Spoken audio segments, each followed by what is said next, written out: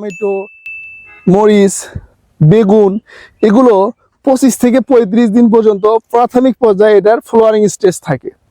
এই স্টেজটা যদি আপনারা কোনোভাবেই এই যে পেস্টিসাইড থেকে আপনারা গাছকে দূরে রাখতে পারেন, তাহলে কিন্তু আপনার গাছে 100% কিন্তু পলিনেশন সংগঠিত হবে বা পরাগায়ন হবে। এবং বিশেষ করে লতা জাতীয় যে ফল, শসা, করলা, ঝিঙ্গা, চিচিঙ্গা, এই সবজিগুলো নর্মালি 35 থেকে 45 দিন পর্যন্ত এটার ফ্লাওয়ারিং স্টেজ থাকে। এরপরে ঢেঁড়স, যেটা 35 থেকে 45 দিন পর্যন্ত এর ফ্লাওয়ারিং স্টেজ থাকে। এবং বরবটি, সিম সহ এগুলো 40 থেকে 45-50 দিন পর্যন্ত এটার ফ্লাওয়ারিং স্টেজ থাকে।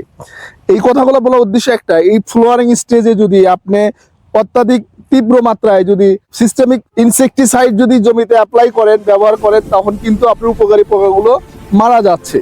তাতে করে আপনার এই যে ফলগুলো সেটিং হইতে প্রবলেম হয় এবং ফুলগুলো ঝরে যাচ্ছে। এটা কিন্তু অন্যতম একটা মাধ্যম। এছাড়া অনেকগুলো মাধ্যম আছে, যে গাছে যদি পর্যাপ্ত নিউট্রিশন না হয় বা যদি জমি সঠিকভাবে সেচ না দেওয়া হয় এবং গাছে যদি ছত্রাক অথবা অনেকাংশে পোকার আক্রমণে কিন্তু ফুল ঝরে যাচ্ছে। বাট তার ভিতরে উল্লেখযোগ্য যে বিষয়টা, যেটা কেউ এখন পর্যন্ত এটা নিয়ে কথা বলে না, সেটা হলো ফ্লাওয়ারিং স্টেজে আইসা আপনি অত্যাধিক মাত্রায় সিস্টেমিক ইনসেকটিসাইড অ্যাপ্লাই করার কারণে কিন্তু আপনার এই গাছে কিন্তু ফুলগুলো ঝরে যাচ্ছে। চলুন আমরা জেনে নিব যে সিস্টেমিক ইনসেকটিসাইড গুলোমাইক্টিন, বেনজয়েড, ইমিডাক্লোরোপিড, এসিডামিনিপিড, এসিডাপ, থাইমিথিকজাম, এগুলো কিন্তু সিস্টেমিক ইনসেকটিসাইড।